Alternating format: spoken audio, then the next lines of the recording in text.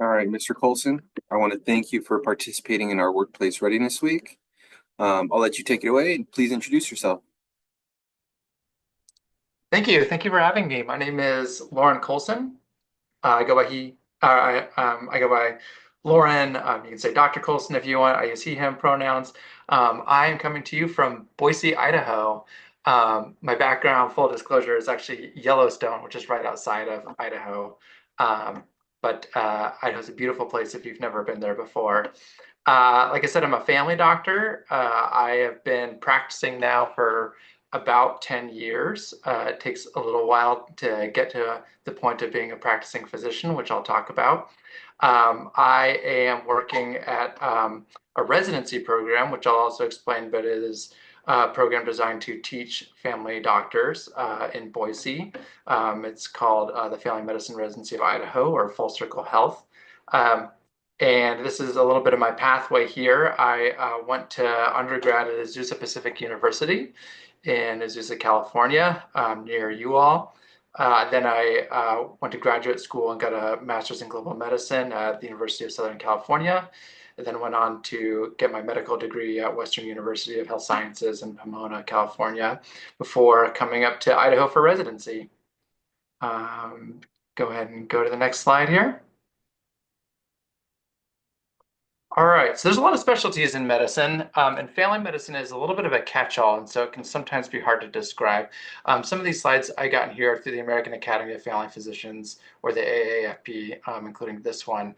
And the AAFP describes family medicine as a medical specialty trained to treat most ailments and provide comprehensive health care for people of all ages, from newborns to seniors. And so it is a very rewarding specialty in that you get to basically take care of everybody.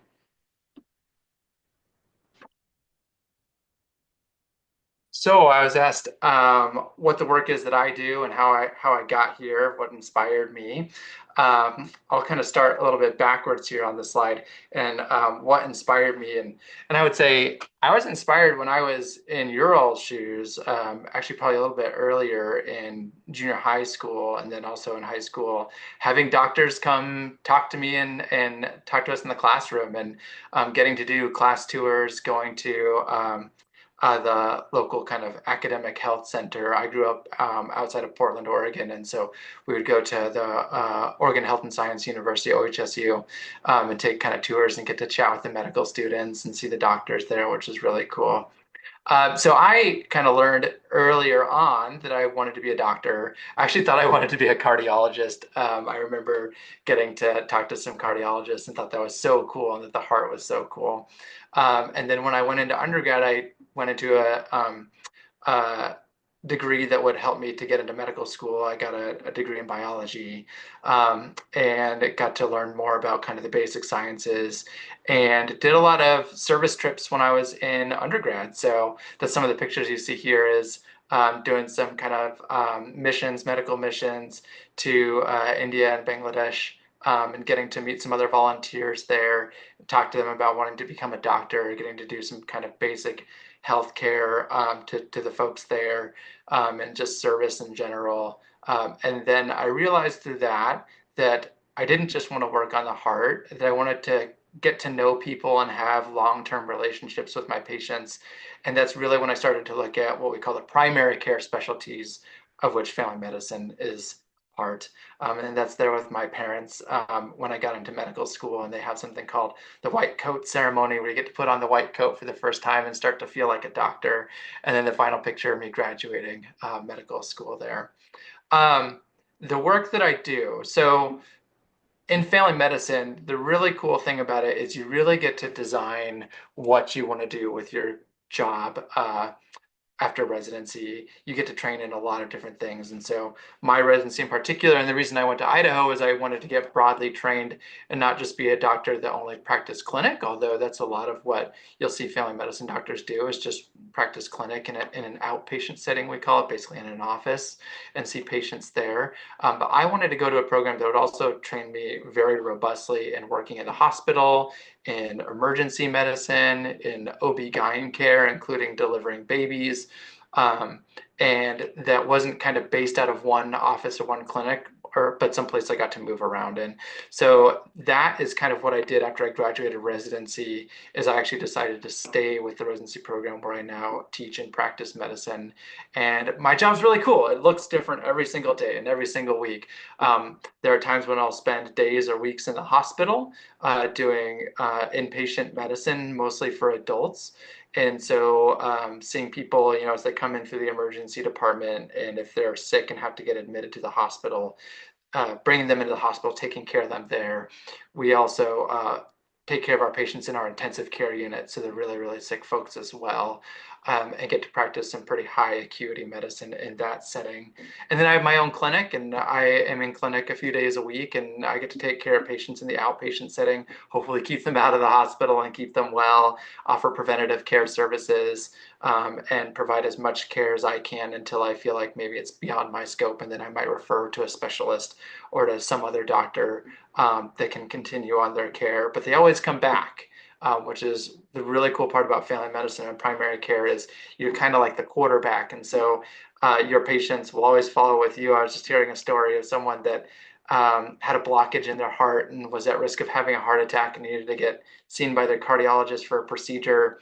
But before they would do the procedure, they said they had to talk to their doctor, and they were talking to their family medicine doctor before they decided to do this procedure that the cardiologist was recommending. So that's the cool part about getting to build relationships with your patients, is they really trust you, and that's a very rewarding part of a career in family medicine as well. Hello, I was going to say Karina, Miss Avalos, or Miss Karina, I think, as you all know her. Karina and I went to undergrad together, and that's how I got invited to speak with you all today. The journey to becoming a doctor is a little bit convoluted. And so I've included a slide here to give you all a little bit of a picture of what it takes to become a doctor. You can go ahead and go to the next slide here. So after you graduate high school, you will need to attend an undergraduate university or college of some sort. That's 4 years at a college. A lot of folks will choose to go into a basic science type degree. So like I said, I did biology. People do chemistry, biochemistry. There's a lot of health sciences degrees now, but you don't have to. In fact, one of my mentors and folks that I got to know well in graduate school was an art major, and he started doing a lot of art for folks that were living with HIV, and that inspired him to go into medicine. And then he went back and made sure during his art degree that he did a lot of the science requirements for medical school, and got into medical school with an art degree, which is really cool. After you do an undergraduate degree, like I said, I did a graduate degree, but that is not required.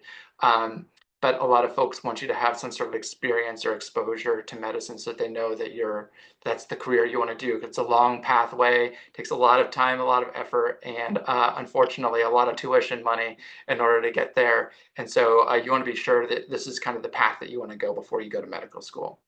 When you get into medical school, that's another 4 years. There's allopathic schools, which is probably what a lot of you all think of, which is the MD schools associated with a lot of universities and undergraduate institutions. And there's osteopathic medical schools too, which is what I went to. And that gets you a DO, which is the equivalent of an MD in the United States. You can practice medicine with a full license. And being a DO or an osteopathic doctor also trains you in osteopathic manipulation, which I kind of tell folks is similar to what you might think of chiropractic, kind of hands-on manual medicine, which is a really cool technique, especially in the primary care field. And then once you get out of medical school, you've got your degree, you're a doctor now, but you're really not ready to practice because, as you can imagine, you've been in school, you've been learning out of textbooks, you've been spending a little bit of time in clinics, but you're not ready to be out on your own. And so medicine is almost like an apprenticeship model where you practice medicine under the supervision of doctors that have been doing it a little bit longer. And that's what residency is.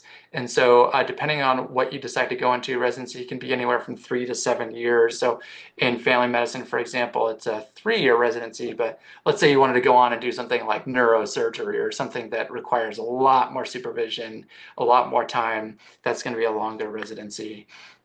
It's a little bit like an in-between. So when you're in residency, you're still being trained. There's still requirements that you need to graduate. There's still testing and all of that, but you are a doctor too. You are getting a salary. You are getting an income doing that, but it's not like a full doctor salary yet, but it's enough for you to live on and work as a doctor in the meantime. After residency, some people will then go right into practice. Some people will do what's called a fellowship. And so a fellowship is basically getting more training, usually in a more specialized area beyond residency. So I'll talk about that a little bit later. But in family medicine, there's a lot of options, but that might be like sports medicine or geriatrics or OB or addiction medicine, mental health, a lot of different options that you can do there. All right, day in the life of a doctor. Uh, Family medicine is very hard to describe what a day is like, because a day can be very different depending on what you're doing that day.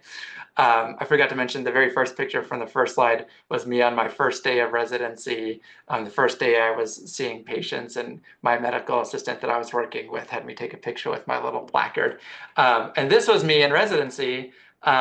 We had someone that was having a baby very quickly, and so they kind of call everybody in to quickly do a delivery. And this was us kind of rushing in to do the delivery and catch the baby. And so that can be a day in family medicine. You could be on the labor and delivery floor doing deliveries. You can be in the hospital admitting patients. You could be in the emergency department, especially in rural areas. Family doctors run the emergency room. And you can be working the emergency room by yourself or with other folks. You could be in clinic. And the cool part about it too is you get to take care of, like I said, all different types of people. So you might be seeing kids, you might be seeing babies, you might be seeing pregnant folks, adults, and then elderly folks as well. And so every day can look really, really different. On top of your practice in medicine and seeing patients, it's really important in medicine that you stay up to date. And so you'll see a lot of research in medicine too. And so if seeing patients all day kind of isn't your deal and you want to be able to dig into the sciences a little bit more, do the research, advance medicine, there's a lot of opportunities for research as well. And even when you're out there practicing medicine, it's really important to stay up to date and so that you can offer your patients the most up-to-date care, because medicine evolves quickly and continues to evolve. And especially now in the days of AI, it is moving very, very fast. And so it's important to stay on top of things. And then advocacy. And advocacy work is something that I've gotten into a little bit. Doctors are leaders in their community, and in a lot of instances are called upon to work outside of their clinics to let their community know how to be healthy, how to live life so that they can be safe. We saw a lot of this, especially during the COVID pandemic. I don't know where you all were then, or what you remember of that, or how it affected you, but you probably saw a lot of doctors out there telling your community what to do.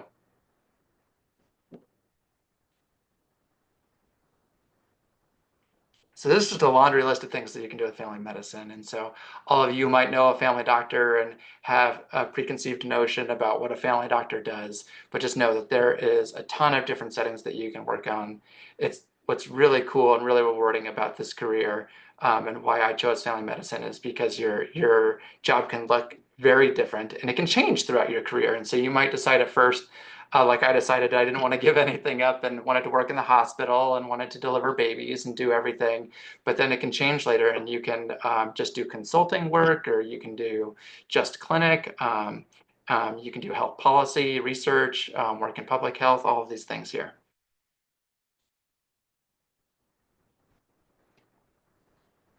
All right. We'll get down to the nitty gritty here. Pros and cons of the profession. I wrote a few things out here. Hopefully, you can tell that I find family medicine a very rewarding career. Unfortunately, you'll find a lot of doctors that think that they should have chosen something else, or that that wasn't the right career for them. And so I just wanted to be able to give a frank conversation about what are the parts about my job that I love, and what are the parts that maybe make me want to bang my head against a wall sometimes. So the variety is one of the big parts, especially in family medicine, that gives me a lot of joy. Being able to go into work, see something different every day, be somewhere else every day. Sometimes I'm not even in clinic. I'm, at the hospital. We have a medical school here. Sometimes I'm teaching at the medical school. Getting to build relationships with your patients is a big part of it too. when you start your clinic and you have hundreds of new patients to see and they're all new, it can be very overwhelming. But then you get to know these people and you know their medical history really well. You know their families very well, and that lets you take care of them better and also gives you a lot of joy in your job. Um, the cons to the job, especially at first, it can be long hours. So you all might have heard from residencies or seen in medical dramas and things like that. The doctors work a lot of hours, especially in residency.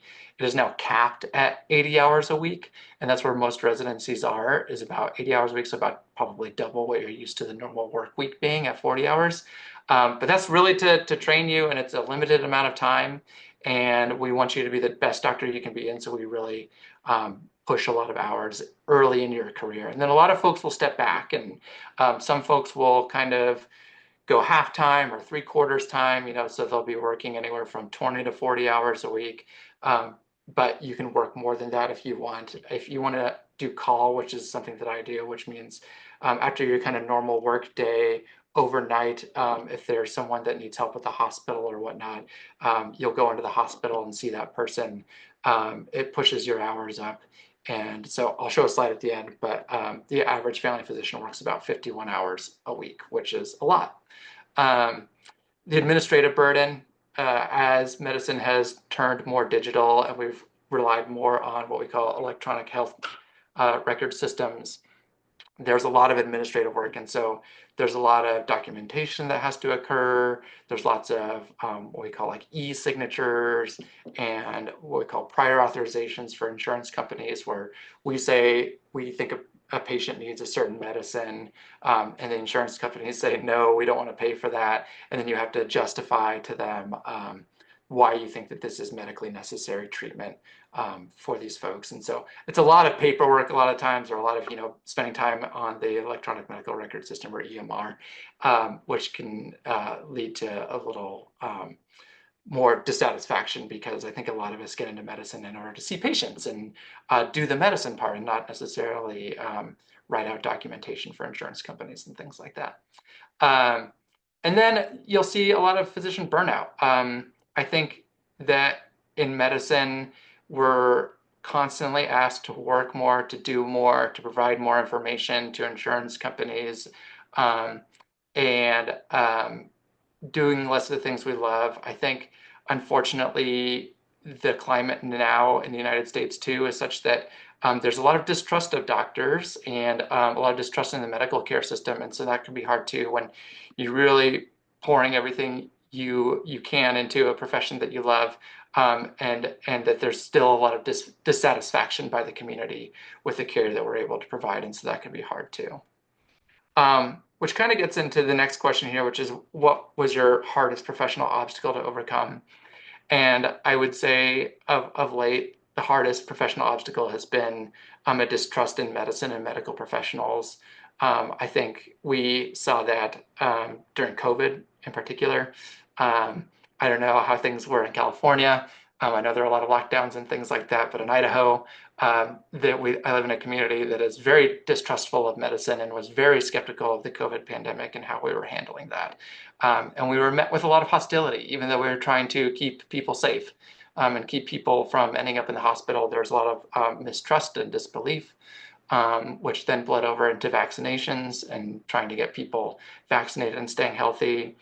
And then medicine, unfortunately, has become political, and we've seen political attacks on medicine and certain types of medicine, such as reproductive rights, where, again, in Idaho, we saw a lot of reproductive rights go away for people that can get pregnant. We saw and continue to see a lot of attacks on the LGBTQ community, things that we know by science, how we provide care, that it's the best way to provide care and keeps people healthy and safe. But we have folks that are not medically trained who disagree with us, unfortunately, because, like I said, medicine's become political, and we have to try to explain and come to some sort of agreement with folks so that we can all keep people safe and healthy. And so that has been very difficult, to not only learn medicine and learn the evidence and learn how to best practice medicine, but then have to convince people and skeptics why how you practice medicine is safe and sound and based in evidence. Um, I I think I've talked about the most impactful part of my job a lot. I think it's the interactions with people. It's getting to know your patients. It's being able to provide medicine and see people healthier and living better lives is very rewarding. So just another slide on why family medicine is very impactful and why it's a very rewarding career to go into. Being able to build long-term relationships with folks, getting a lot of personal and professional satisfaction out of that. Flexibility, getting to change what your job looks like throughout your career, um, contributing to your community, and the lifelong learning aspect of it. And I really like this quote over here. I think that a lot of folks think that if they go into medicine, that the narrower their scope is, if they really focus on one thing, that they'll be happier and have more satisfaction because they can get really good at that one thing. But a lot of studies that have showed that folks that stay broader scope actually say that they have a lot more satisfaction in their job and feel less burned out.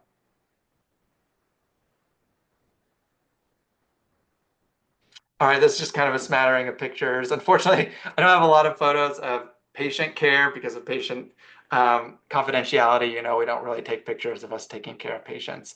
I do have that one on the left. I had a picture from the same uh, interaction earlier. That was someone that had a professional photographer for their delivery, and so they were okay publishing these photos of their delivery. And then, as I was rushing in the room to deliver this baby and make sure that they were okay, and then once baby starts crying and everything's looking all right, you get to kind of ease up a little bit. And I looked up and saw that the father in the room, the person I'm handing scissors to cut the umbilical cord there, was my dog trainer.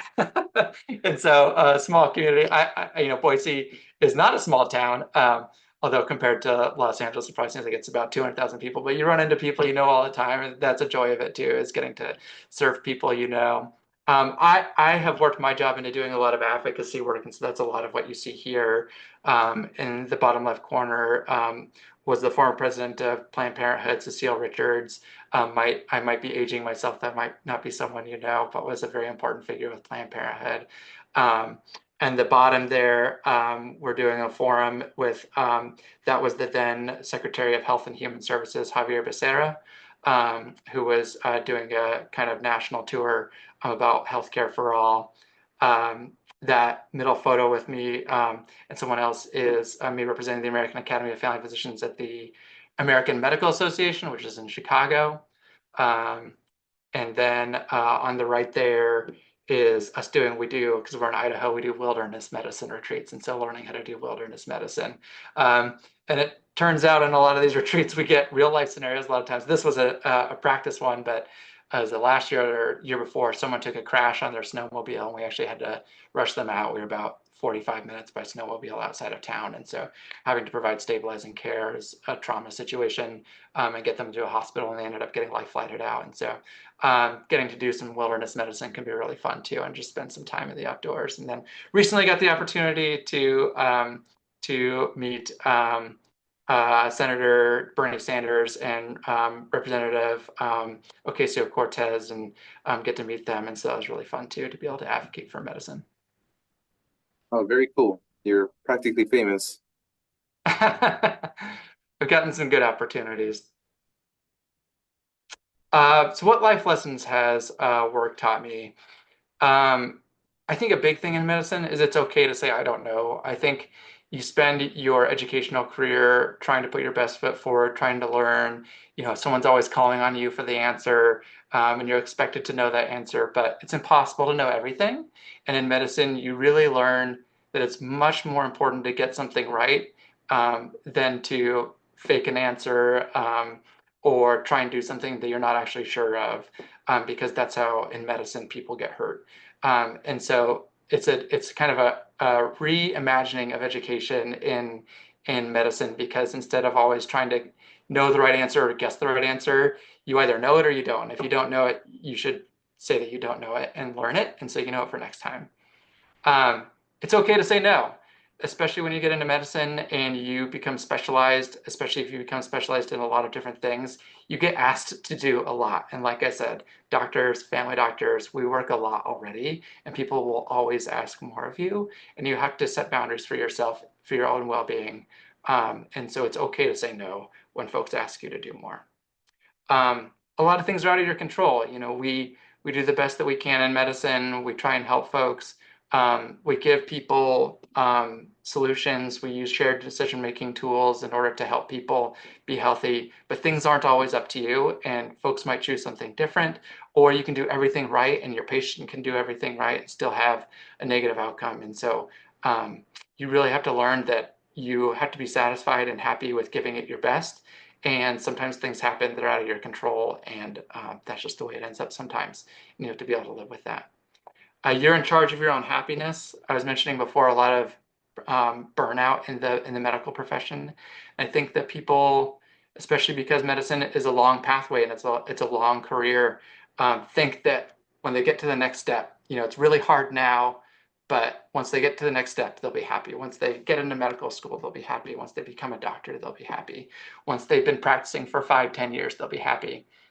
And if you're always looking for that grass is greener, if you're always looking for that 5, 10 years in the future when you're going to be happy, you'll never find happiness. You really have to learn how to find it in the moment and what you're doing now. And you're in charge of that, and you're in charge of your own outlook. And this might be a contentious statement, but we look at different healthcare models and we look at how to try and keep people healthy. Um, and no matter what you cut it, what you find when you start practicing medicine is that everyone deserves access to medical care, and that healthcare should be a right. And that's the only way we can provide medical care, because we need to be able to take care of anyone that comes into our doorstep, regardless of their ability to pay. And we're based in a system, in a society that requires people to pay, which is how it has to be. But the only way we can advance medical care is if we're allowed to treat everybody regardless of their ability to pay. Um, where do you see yourself in 10 years? I am one of those folks that has managed to find happiness in what I do now. And I really hope that I'm still where I am in 10 years from now. Maybe working less. I work a lot now, and life changes and you have different priorities in life. That's another thing that will happen to you throughout your career in medicine is you start your career usually as a single person with a lot of time on your hands and are able to dedicate your whole life and career to medicine. But throughout your life, you might find that you have different priorities. You might find a partner. You might start a family. You might find that you like other things like spending time outdoors or traveling, and that's okay. And you can find out where that is and continue to reevaluate that throughout your career.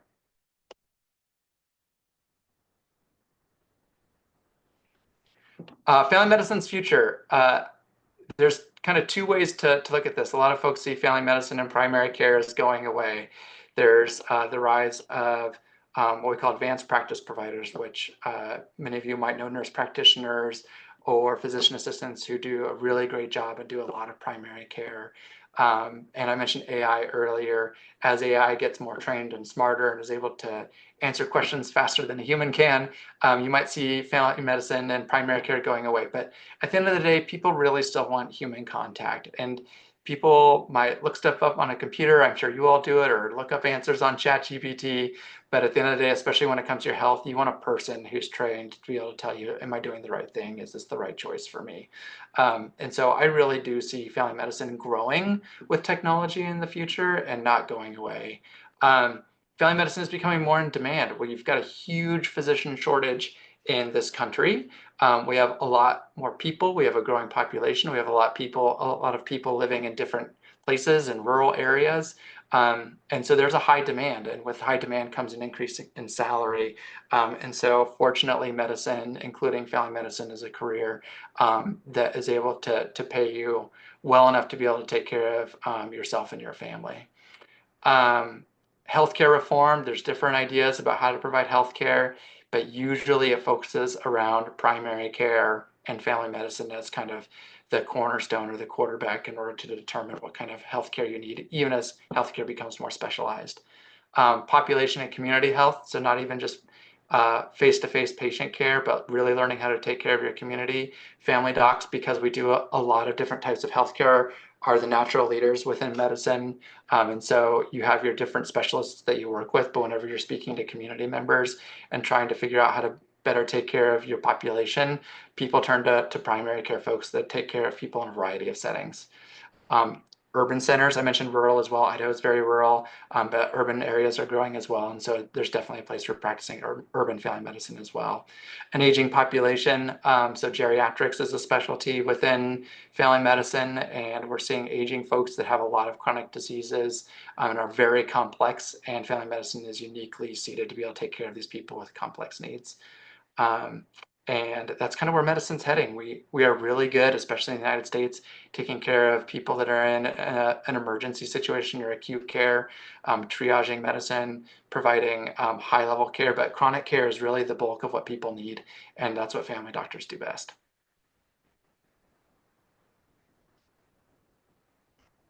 Um, I feel like I've given a lot of advice, and you all have heard me speak for a long time, so I don't have a lot more advice. But if we want, I can just share this just quick little snapshot for those of you that are looking at a career in family medicine.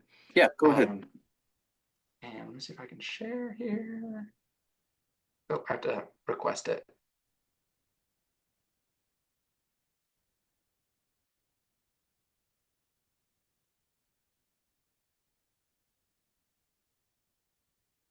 Let's see if I can make that into presentation mode.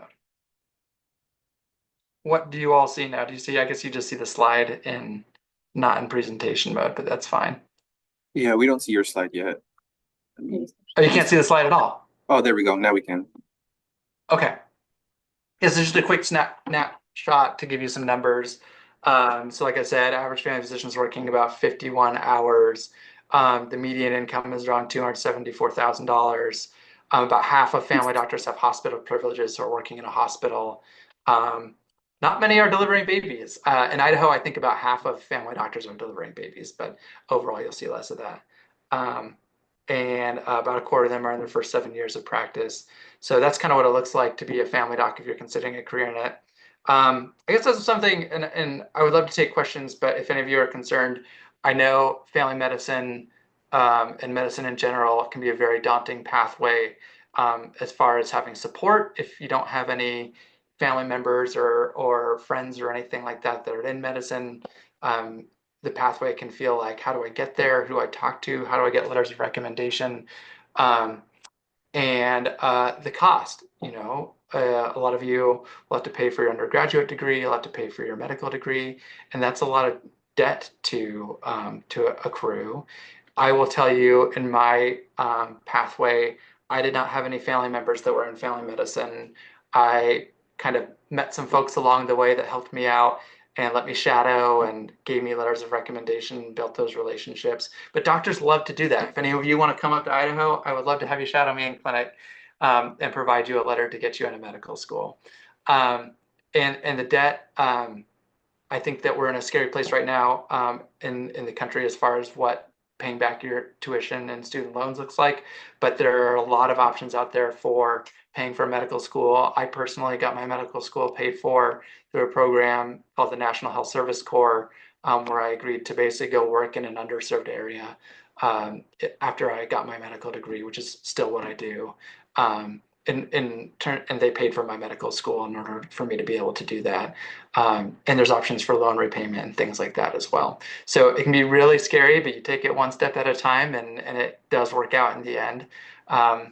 And so I guess with that, I'll entertain any questions. Anybody that's on, would you like to ask Dr. Colson any questions while we have him on? Feel free to throw them in the chat. Anybody? I have a question. Can you hear me? Yeah, hi. Dr. Colson. Okay, thanks for coming on. Yeah. I'm sure you had kind of like an idea or like vision of what the field is going to look like before you were in it or as you were like studying. What would you say would be something that was the most or is the most surprising that maybe it'd be good for future doctors, future physicians to know about that maybe surprised you once you actually were in the field? Yeah, as I was talking about before, medicine is very dynamic, and I think that we're always on kind of this exponential trajectory of how medicine changes. And so I think you have to start a career in medicine with the understanding that it's going to look probably nothing like how you imagine it at the time you're starting that pathway. And so I'll tell you, when I started, I very much saw myself and saw medicine as a doctor working in an office and seeing people, kind of an 8 to 5 kind of job.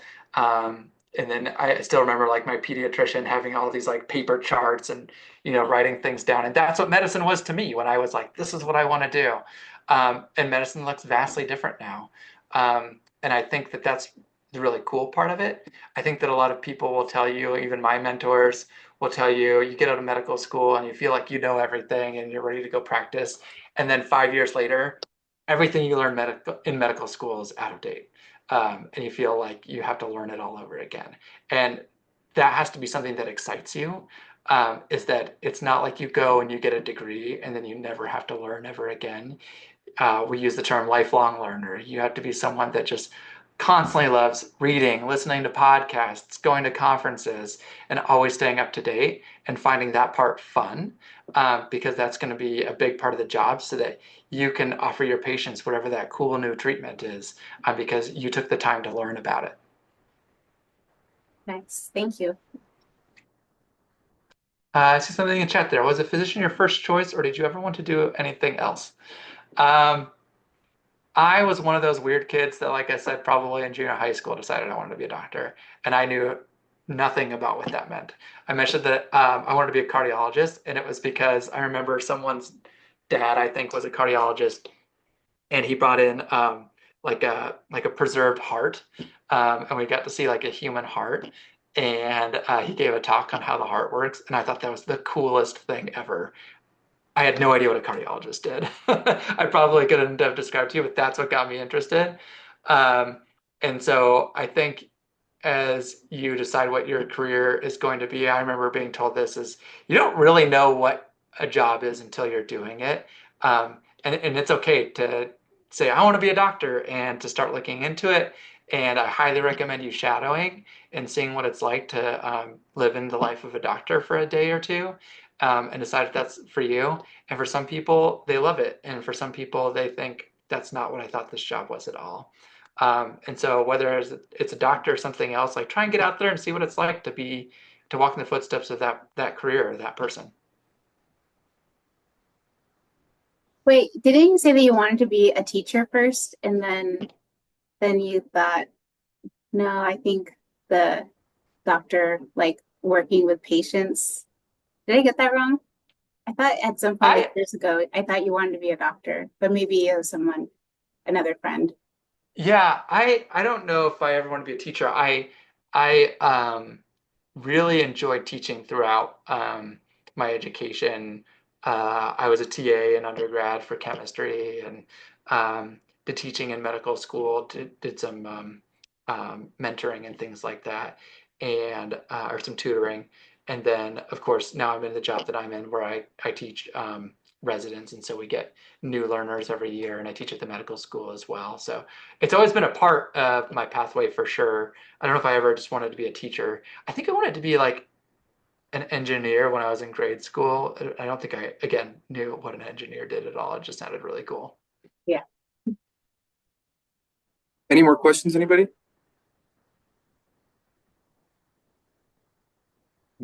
Well, those were all good questions. If nobody else has any more questions for Dr. Colson, then oh, another one. Let's see. Do you ever want to stop being a doctor at one point? That is a good question.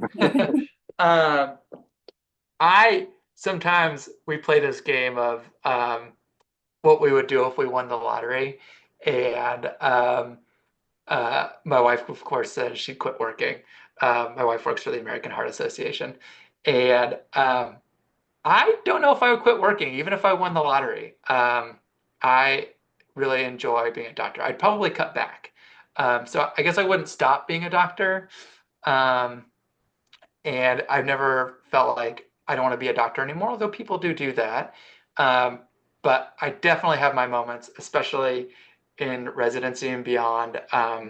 The way our systems we work 24-hour shifts, and so you go to the hospital at 7 a.m. and you don't leave until probably actually after 7 a.m. the next day, and staying up for 24 hours straight and taking care of really sick people is exciting, but very exhausting. And there have been many a time during those 24-hour shifts that I've said, I don't want to do this anymore, but it's usually fleeting thoughts.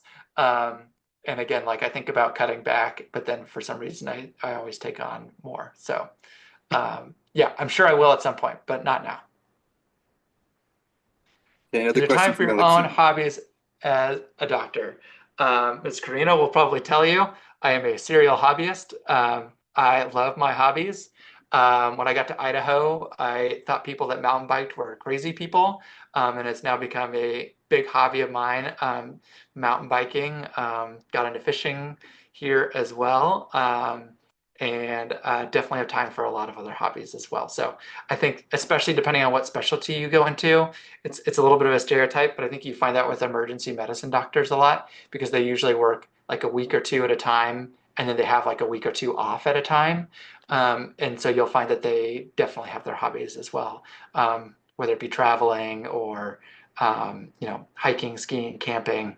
I guess I'm talking about a lot of Northwest hobbies, but things like that. People definitely do those kinds of things. Wow, that's a very insightful question. How do you deal with losses in patients? Um, so I remember being in medical school, and so in medical school, your first 2 years are spent in the classroom, and then your second 2 years are spent on what we call rotations, where you're working with different doctors in different specialties. And actually, it's a specialty within family medicine, is what we call hospice and palliative care, and dealing with death and dying. And that was one of my favorite rotations that I actually thought that I maybe wanted to go into hospice and palliative care as a doctor. I think as a somewhat philosophical person, it's something that can be challenging and rewarding at the same time. I think we are programmed, especially I would say in American society, to think of dying as giving up, as the end. Um, but it's a natural part of life, right? We all got to be born and we all have to die. Um, and I think that how we die is very important. And as a doctor, you get to see a lot of different ways that people choose or don't choose how they die.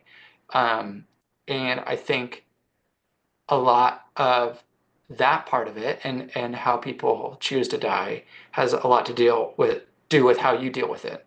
I think seeing people die how they wanted to die and had choice and autonomy and how that happened, um, it can still be, a very emotional experience, but again, can be very rewarding, especially when that person is surrounded by loved ones, and gets to die, for lack of a better word, way on their own terms. And you get to see a lot of people that don't die on their own terms. I'm gonna call it a medicalized death. When people are in the hospital, when they're getting aggressive treatments, and despite that are dying. And again, I would say it's an American ideal to say fight to the very end. But a lot of those, as a physician, will feel tragic because those people fought and fought and went through a lot of pain and a lot of hardship. And the fact of the matter is, they're still going to die anyway. Those can be very challenging deaths to deal with.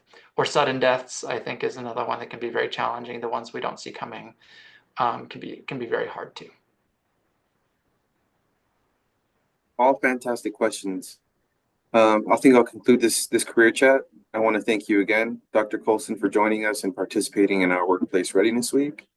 I hope you have a great rest of your day, and it was a pleasure speaking with you. Thank you so much for inviting me. And if anyone likes to stay in touch, if anyone is considering a career in medicine, I would love to chat with you all and be able to provide some more advice. So thank you so much again. Have a good day. Thanks. Thanks. Bye-bye.